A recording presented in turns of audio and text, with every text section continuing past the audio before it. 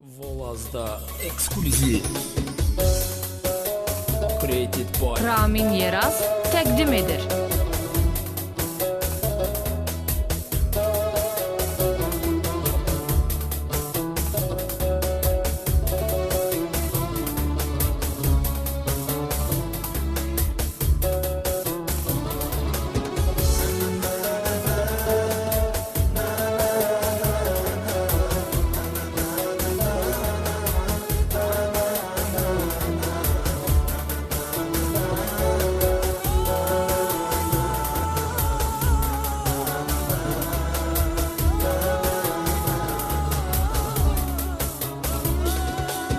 Her defa onunla biz kucaklaşıp görüşüp emin an hoşbəxt olurduk. Ayrılık zamanı biz sağollaşıp azsa da körelip çok pis olurduk. Ağlayanda deyerdim ağlama, çok gülende deyerdim ki gülme. Bazen inciyip küserdim eller, gönlün alardım öpüp de birden. Hiç inanmak istemirem, o yoktu, o yoktu. Onsuz mənə yayda belə soyuqdu. Her şey var, herkes var, o yoktu. Kövrəlmişəm, tək qalmışam, darıxmışam.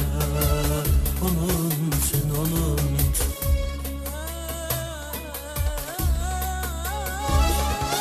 Yağış yağanda göğe baxıram, onun üçün. Güneş çıxanda günə baxıram, onun.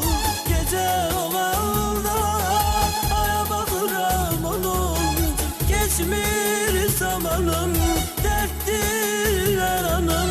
Yandı bu canım, onun için, onun için. Yağış yağanda göğe baxıram, onun için. Güneş çıxanda günə baxıram, onun için.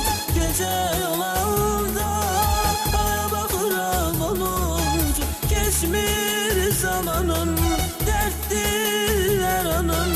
Yandı bu canım, onun için, onun için. Yağış yağanda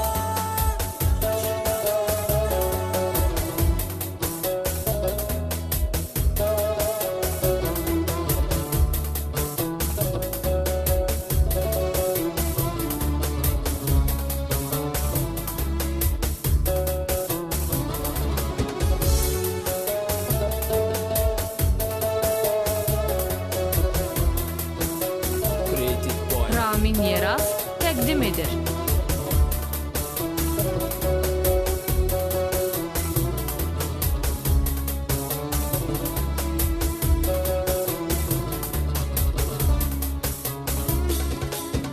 darıxdım o ipek teller için. Yüzüme dokunan o eller için. Gözlerim yol çekir hayalet alıp, kalbimi vahime keder gem alıp. Alınmadı onunla taleyim, Tanrı yazan yazıya ne diyeyim. Ben hiç kimem, bir ölüyem onsuz.